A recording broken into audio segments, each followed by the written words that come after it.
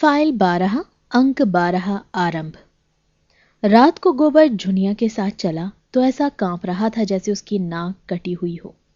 झुनिया को देखते ही सारे गांव में कोहराम मच जाएगा। लोग चारों ओर से कैसी हाय हाय मचाएंगे। धनिया कितनी गालियां देगी।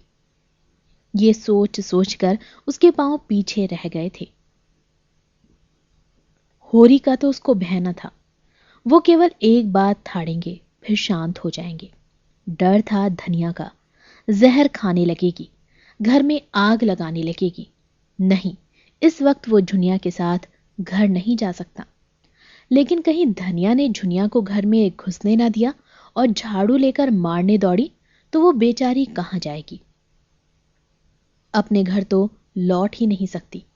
कहीं कुएं में कूद पड़े या गले में फांसी लगा ले तो क्या हो। उसने लंबी सांस ली, किसकी शरण ली। मगर अम्मा इतनी निर्दयी नहीं है कि मारने दौड़ी। क्रोध में 2-4 गालियां देंगे, लेकिन जब झुनिया उनके पांव पकड़कर रोने लगेगी तो उन्हें जरूर दया आएगी। तब तक वो खुद कहीं छिपा रहेगा। जब उपद्रव शांत हो जाएगा तब वो एक दिन धीरे से आएगा और अम्मा को मना लेगा। अगर इस बीच उसे कहीं मजूरी मिल जाए और 2-4 रुपए लेकर घर लौटे तो फिर धनिया का मुंह बंद हो जाएगा। झुनिया बोली, मेरी छाती धक धक कर रही है। मैं क्या जानती थी तुम मेरे गले ये रोग मढ़ दोगे। न जाने किस बुरी साइत में तुमको देखा। न तुम गाय लेने आते न ये सब कुछ होता। तुम आगे आगे जाकर जो कुछ कहना सुनना हो कह सुन लो, मैं पीछे से आऊंगी। गोबर ने कहा, नहीं नहीं, पहले तुम जाना और कहना मैं बाजार से सौदा बेचकर घर जा रही थी, रात हो गई है, अब कैसे जाऊं, तब तक मैं आ जाऊंगा। झुनिया ने चिंतित मन से कहा, तुम्हारी अम्मा बड़ी गुस्सैल है, मेरा तो जी कांपता है। कहीं मुझे मारने लगे तो क्या करूंगी। गोबर ने धीरज दिलाया, अम्मा की आदत ऐसी नहीं है। हम लोगों तक को तो कभी एक तमाचा मारा नहीं, तुम्हें क्या मारेंगी। उनको जो कुछ कहना होगा मुझसे कहेंगी, तुमसे तो बोलेंगी भी नहीं। गांव समीप आ गया। गोबर ने ठिठक कर कहा, अब तुम जाओ। झुनिया ने अनुरोध किया, तुम भी देर न करना। नहीं नहीं, क्षण भर में आता हूं, तू चल। मेरा जी न जाने कैसा हो रहा है। तुम्हारे ऊपर क्रोध आता है। तुम इतना डरती क्यों हो। मैं तो आ ही रहा हूं। इससे तो कहीं अच्छा था कि किसी दूसरी जगह भाग चलते। जब अपना घर है तो क्यों कहीं भागे। तुम नाहक डर रही हो। जल्दी से आओगे ना। हां हां, अभी आता हूं। मुझसे दगा तो नहीं कर रहे हो।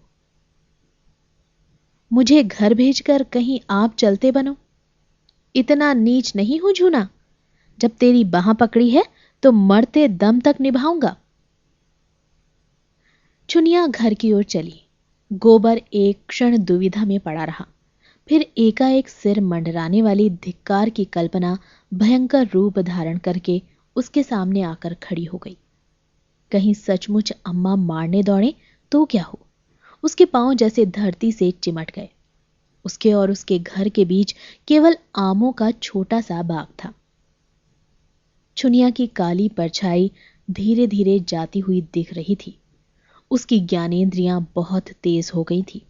उसके कानों में ऐसी भनक पड़ी जैसे अम्मा झुनिया को गाली दे रही हो। उसके मन की कुछ ऐसी दशा हो रही थी मानो सिर पर गंडासे का हाथ पड़ने वाला हो। देह का सारा रक्त सूख गया हो। एक क्षण के बाद उसने देखा जैसे धनिया घर से निकलकर कहीं जा रही हो। दादा के पास जाती होगी। शायद दादा खा पी कर मटर अगोरने चले गए हैं। वो मटर के खेत की ओर चला। जौ गेहूं के खेतों को रौंदता हुआ वो इस तरह भागा जा रहा था मानो पीछे दौड़ आ रही हो। वो है दादा की मड़ैया। वो रुक गया और दबे पांव आकर मड़ैया के पीछे बैठ गया। उसका अनुमान ठीक निकला। वो पहुंचा ही था कि धनिया की बोली सुनाई दी। ओह, गजब हो गया। अम्मा इतनी कठोर हैं। एक अनाथ लड़की पर इन्हें तनिक भी दया नहीं आती। और जो मैं सामने जाकर फटकार दूं कि तुमको झुनिया से बोलने की कोई मजाल नहीं है, तो सारी सेख ही निकल जाए। अच्छा, दादा भी बिगड़ रहे हैं। केले के लिए आज ठीकरा भी तेज हो गया। मैं जरा अदब करता हूं, उसी का फल है। ये तो दादा भी वहीं जा रहे हैं। अगर झुनिया को इन्होंने मारा पीटा तो मुझसे ना सहा जाएगा।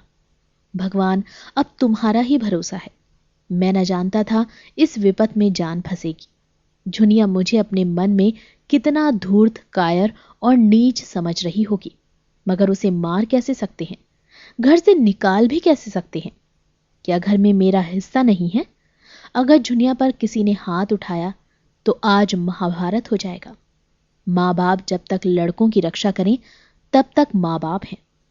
जब उनमें ममता ही नहीं तो कैसे माँ बाप? होरी जो ही मड़ैया से निकला, गोबर भी दबे पांव धीरे धीरे चला, लेकिन द्वार पर प्रकाश देखकर उसके पांव बंध गए। उस प्रकाश रेखा के अंदर वो पांव नहीं रख सकता। वो अंधेरे में ही दीवार से चिमट कर खड़ा हो गया। उसकी हिम्मत ने जवाब दे दिया। हाय, बेचारी झुनिया पर निरपराध ये लोग झल्ला रहे हैं और वो कुछ नहीं कर सकता। उसने खेल खेल में जो एक चिंगारी फेंक दी थी वो सारे खलियान को भस्म कर देगी, ये उसने ना समझा था।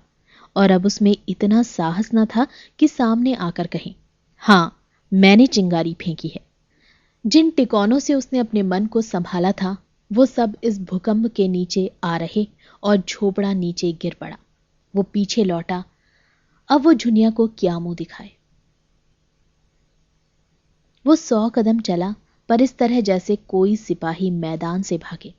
उसने झुनिया से प्रीति और विवाह की जो बातें की थी वो सब याद आने लगी।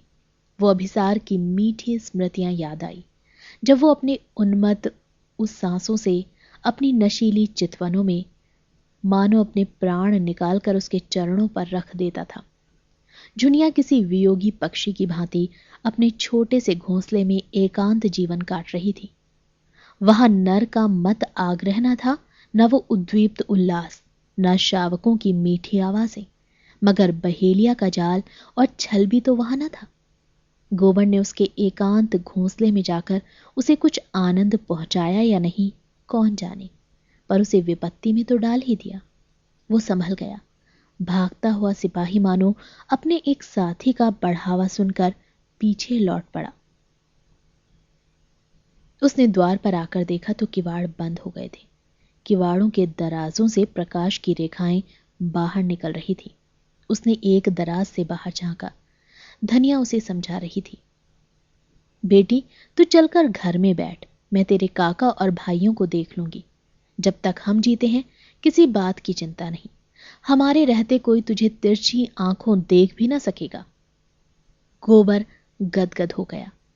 आज वो किसी लायक होता तो दादा और अम्मा को सोने से मढ़ देता और कहता, अब तुम कुछ परवाह ना करो, आराम से बैठो, खाओ और जितना दान पुण्य चाहे करो।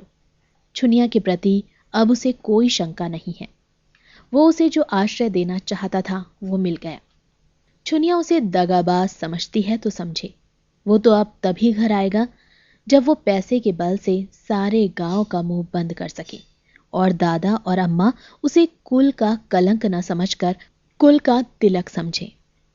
मन पर जितना ही गहरा आघात होता है उसकी प्रतिक्रिया भी उतनी ही गहरी होती है। इस अपकीर्ति और कलंक ने गोबर के अंतःस्थल को मथ कर वो रत्न निकाल लिया जो अभी तक छिपा पड़ा था। आज पहली बार उसे अपने दायित्व का ज्ञान हुआ और उसके साथ ही संकल्प भी। अब तक वो कम से कम करना और ज्यादा से ज्यादा खाना अपना हक समझता था। उसके मन में कभी ये विचार ही नहीं उठा कि घर वालों के साथ उसका भी कुछ कर्तव्य है। आज माता पिता की उदात्त क्षमा ने जैसे उसके हृदय में प्रकाश डाल दिया। जब धनिया और छुनिया भीतर चली गई तो वो होरी की उस मड़ैया में जा बैठा और भविष्य के मंसूबे बांधने लगा।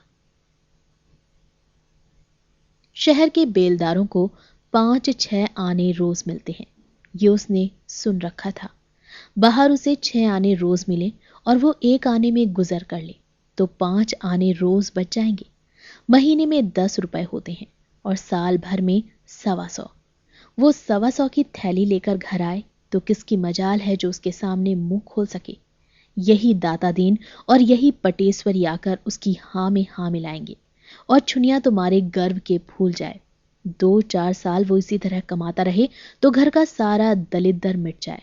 अभी तो सारे घर की कमाई भी 125 नहीं होती। अब वो अकेला 125 कमाएगा। यही तो लोग कहेंगे कि मजूरी करता है। कहने दो, मजूरी करना कोई पाप नहीं है और सदा 6 आने ही तो थोड़े मिलेंगे। जैसे जैसे वो काम में होशियार होगा मजूरी भी तो बढ़ेगी। तब वो दादा से कहेगा, अब तुम घर बैठकर भगवान का भजन करो। इस खेती में जान खपाने के सिवा और क्या रखा है। सबसे पहले वो एक पछाई गाय लाएगा जो 4-5 सेर दूध देगी और दादा से कहेगा, तुम गौ माता की सेवा करो, इससे तुम्हारा लोग बनेगा परलोक भी। और क्या, एक आने में उसका गुजर आराम से ना होगा। घर द्वार लेकर क्या करना है, किसी के ओसारे में पड़ा रहेगा। सैकड़ों मंदिर हैं, धर्मशाले हैं, और फिर जिसकी वो मजूरी करेगा क्या वो उसे रहने के लिए जगह ना देगा। आटा रुपए का 10 सेर आता है, एक आने में 2.5 पाव हुआ। एक आने का तो वो आटा ही खा जाएगा। लकड़ी, दाल, नमक, साग ये सब कहां से आएगा। दोनों जून के लिए पेट भर तो आटा ही चाहिए। ओह, खाने की तो कुछ ना पूछो। मुट्ठी भर चने में भी काम चल सकता है। हलवा और पूरी खाकर भी काम चल सकता है। जैसी कमाई हो वो आध सेर आटा खाकर दिन भर मजे से काम कर सकता है। इधर उधर से उपले चुन लिए, लकड़ी का काम चल गया। कभी 1 पैसे की दाल ले ली, कभी आलू आलू भूनकर भुर्ता बनाया और मजे से खाकर सोए रहे। घर ही पर कौन 2 जून रोटी मिलती है, 1 जून चबेना ही मिलता है। यहां भी 1 जून चबेने पर काटेंगे। उसे शंका हुई, अगर कभी मजूरी ना मिली तो वो क्या करेगा। मगर मजूरी क्यों ना मिलेगी, जब जी तोड़कर काम करेगा तो 100 आदमी उसे बुलाएंगे। काम सबको प्यारा होता है, चाम नहीं प्यारा होता। यहां भी तो सूखा पड़ता है, पाला गिरता है, ऊख में दीमक लगते हैं, जौ में गेरूई लगती है, सरसों में लाही लग जाती है। उसे रात को कोई काम मिल जाएगा तो उसे भी न छोड़ेगा। दिन भर मजूरी की, रात कहीं चौकीदारी कर लेगा। 2 आने भी रात के काम में मिल जाएं तो चांदी है। जब वो लौटेगा तो सबके लिए साड़ियां लाएगा, झुनिया के लिए हाथ का कंगन जरूर बनवाएगा और दादा के लिए एक मुंडासा लाएगा। इन्हीं मन मोदकों का स्वाद लेता हुआ वो सो गया। लेकिन ठंड में नींद कहां। किसी तरह रात काटी और तड़के उठकर लखनऊ की सड़क पकड़ ली। 20 कोस ही तो है, सांझ तक पहुंच जाएगा। गांव का कौन सा आदमी वहां आता जाता है और वो अपना ठिकाना नहीं लिखेगा। नहीं, दादा दूसरे ही दिन सिर पर सवार हो जाएंगे। उसे कुछ पछतावा था तो यही कि छुनिया से क्यों न साफ साफ कह दिया, अभी तू घर जा, मैं थोड़े दिनों में कुछ कमा कर लौटूंगा। लेकिन तब वो घर जाती ही क्यों, कहती मैं भी तुम्हारे साथ लौटूंगी। वहां कहां कहां बांधे फिरता।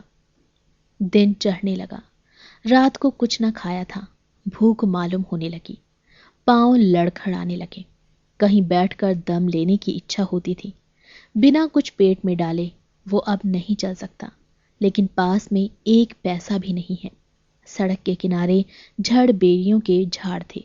उसने थोड़े से बेर तोड़ लिए और उधर को बहलाता हुआ चला। एक गांव में गुड़ पकने की सुगंध आ रही थी।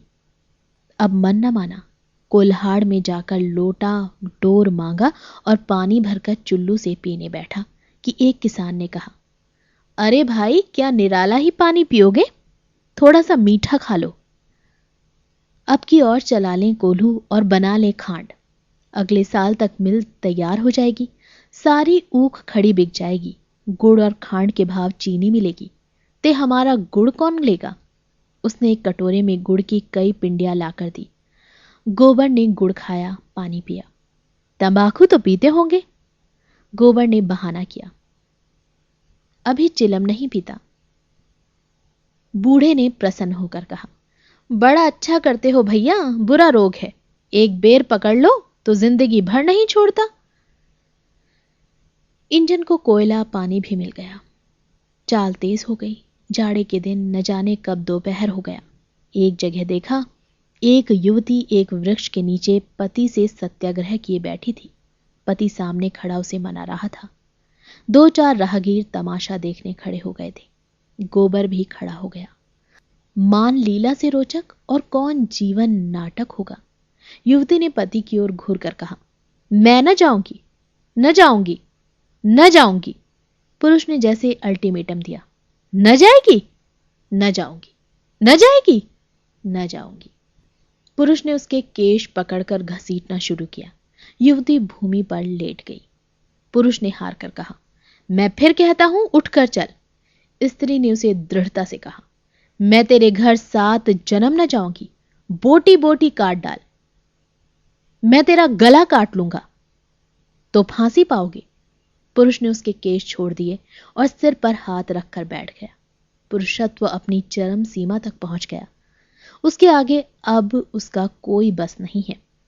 एक क्षण में वो फिर खड़ा हुआ और परास्त होकर बोला, आखिर तू चाहती क्या है? युवती भी उठ बैठी और निश्चल भाव से बोली, मैं यही चाहती हूं, तू मुझे छोड़ दे। कुछ मुंह से कहेगी, क्या बात हुई? मेरे भाई बाप को कोई गाली दे? किसने गाली दी तेरे भाई बाप को? जाकर अपने घर में पूछो। चलेगी तभी तो पूछूंगा। तू क्या पूछेगा? कुछ दम भी है? जाकर अम्मा के आंचल में मुंह ढांक कर सो। वो तेरी मां होगी, मेरी कोई नहीं है। तू उसकी गालियां सुन, मैं क्यों सुनूं?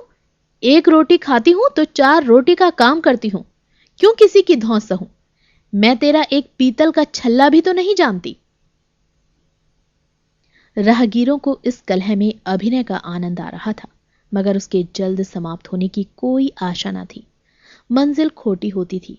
एक एक करके लोग खिसकने लगे। गोबर को पुरुष की निर्दयता बुरी लग रही थी। भीड़ के सामने तो कुछ ना कह सकता था। मैदान खाली हुआ तो बोला, भाई, मर्द और औरत के बीच में बोलना तो नहीं चाहिए, मगर इतनी बेदर्दी भी अच्छी नहीं होती।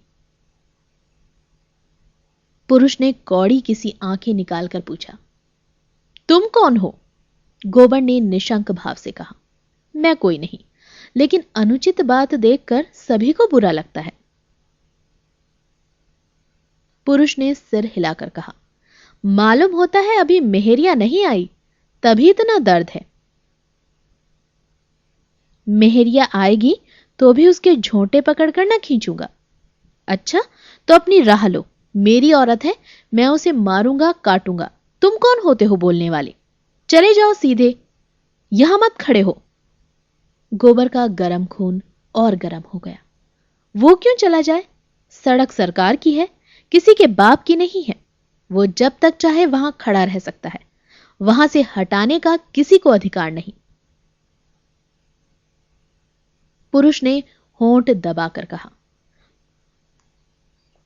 तो तुम न जाओगे? आऊं? गोबर ने अंगोछा कमर में बांध लिया और समर के लिए तैयार होकर बोला, तुम आओ या ना आओ, मैं तो तभी जाऊंगा जब मेरी इच्छा होगी। तो मालूम होता है हाथ पैर तुड़ा के जाओगे। ये कौन जानता है किसके हाथ पांव टूटेंगे। तो तुम ना जाओगे? ना। पुरुष मुट्ठी बांध गोबर की ओर झपटा। उसी क्षण युवती ने उसकी धोती पकड़ ली और उसे अपनी ओर खींचती हुई गोबर से बोली, तुम क्यों लड़ाई करने पर उतारू हुए जा रहे हो जी? अपनी राह क्यों नहीं जाते? यहां कोई तमाशा है? हमारा आपस का झगड़ा है। कभी वो मुझे मारता है, कभी मैं उसे डांटती हूं। तुमसे मतलब? गोबर ये धिक्कार पाकर चलता बना। दिल में कहा, यह औरत मार खाने ही लायक है। गोबर आगे निकल गया तो युवती ने पति को डांटा, तुम सबसे लड़ने क्यों लगते हो? उसने कौन सी बुरी बात कही थी कि तुम्हें चोट लग गई? बुरा काम करोगे तो दुनिया बुरा ही कहेगी, मगर है किसी भले घर का और अपनी बिरादरी का ही जान पड़ता है। क्यों ना उसे अपनी बहन के लिए ठीक कर लेते हैं? पति ने संदेह के स्वर में कहा, क्या अब तक कुंवारा बैठा होगा? तो पूछ ही क्यों न लो। पुरुष ने 10 कदम दौड़कर आवाज दी, और हाथ से ठहर जाने का इशारा किया। गोबर ने समझा शायद फिर इसके सिर पर भूत सवार हुआ है, तभी ललकार रहा है। मार खाए बिना न मानेगा। अपने गांव में कुत्ता भी शेर हो जाता है। लेकिन आने दो। लेकिन उसके मुख पर समर की ललकार न थी। मैत्री का निमंत्रण था। उसने गांव, नाम और जाति पूछी। गोबर ने ठीक ठाक बता दिया। उस पुरुष का नाम कोदई था। कोदई ने मुस्कुराकर कहा, हम दोनों में लड़ाई होते होते बची। तुम चले आए तो मैंने सोचा तुमने ठीक ही कहा। मैं नाहक तुमसे तन बैठा। कुछ खेती बाड़ी घर में होती है ना? गोबर ने बताया, उसके मौरूसी 5 बीघे खेत हैं और एक हल की खेती होती है। मैंने तुमसे जो भला बुरा कहा उसकी माफी दे दो भाई। क्रोध में आदमी अंधा हो जाता है। औरत गुण सुहूर में लक्ष्मी है। मुदा कभी कभी न जाने कौन सा भूत इस पर सवार हो जाता है। अब तुम ही बताओ, माता पर मेरा क्या बस है?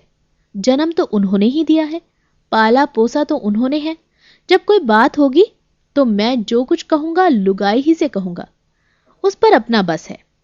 तुम ही सोचो, मैं कुपत तो नहीं कह रहा हूं।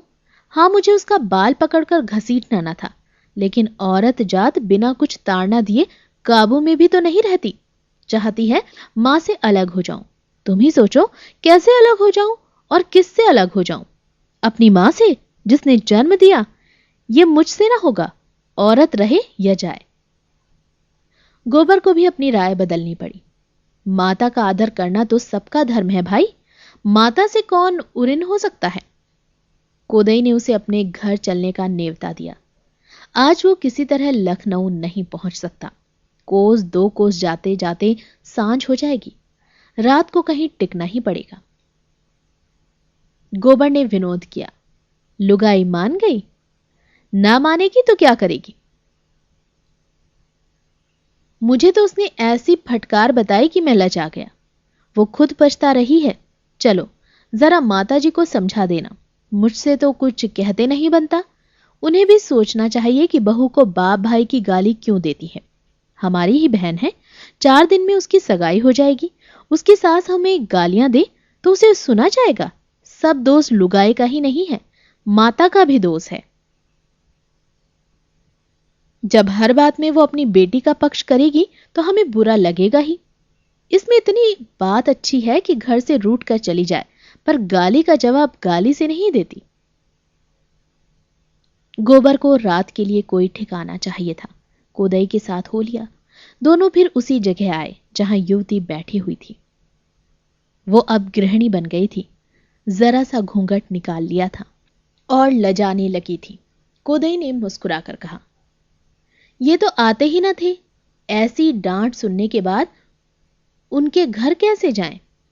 युवती ने घूंघट की आड़ से गोबर को देखकर कहा, इतनी ही डांट में डर गए?